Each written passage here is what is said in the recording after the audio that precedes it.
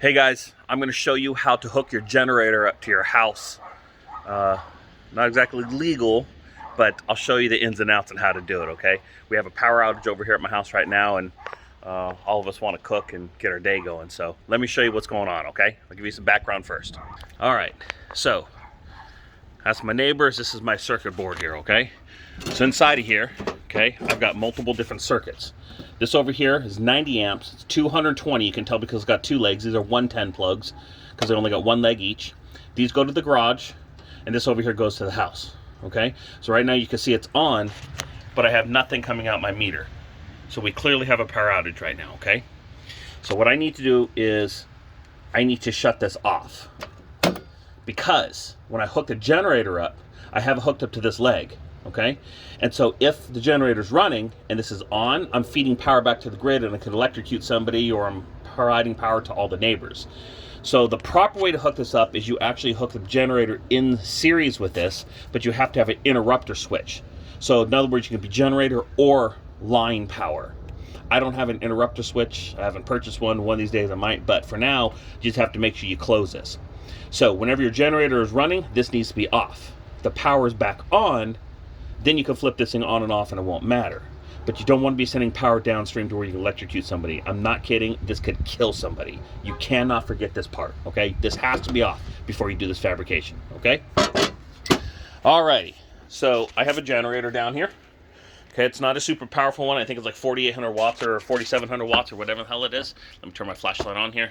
4,200 watts. So I'm going to run this here. And this is going to power most of my house, but not all of my house, okay? Like maybe one burner, microwave, but I'm not going to be running the oven and the dryer and stuff. It's too much power. So over here in my shop, I have a 220 volt plug, okay? Right now I run this to my heater, welder, and other things like that, plasma torch. So I'm going to be back feeding to here. So I've built this little cord here, okay, to where you can run it. Okay, so this is going to go into my generator. And it's going to go to here, okay? So it's got a ground and it's got two positive leads, 120 volts and 120 volts. This has got the same thing over here, but it's also at an independent ground system, okay? So what I'm going to do is I'm going to make sure I hook this up to here. This is just a jumper wire that I built, okay? And this, oops, dropped it. This is going to go into my generator. But what I want to do is I want to fire my generator off first, and I want to make sure, oh, by the way, if the power comes back on when you're fucking with this and you touch it, you're going to get electrocuted. So treat this like it's live, okay? This is pretty dangerous, guys. This one over here can kill you pretty quickly. So pay the heck attention, okay, guys?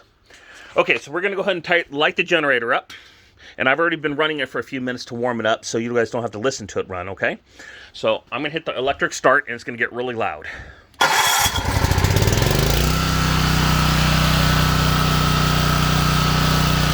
Now I'm going to plug it in. Alrighty.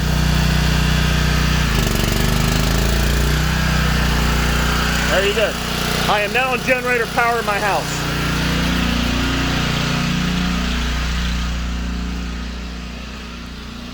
Alright. So I now have electricity back in the house. You see my Alexas are turning back on. That Alexa over there is turning back on. My lights are turning back on. My cameras are turning back on. Okay, so everything's lighting back up. So we are now on generator power. All right. So the problem is if you ask too much on the generator, it's too much. You can probably hear the generator right now. But watch what happens when I turn the heater on. You can listen to it. Can you hear that?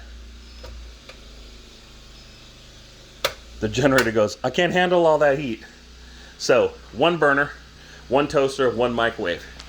Now, if you have like an 8,000 watt generator, you can probably get away with a lot more. So, anyway.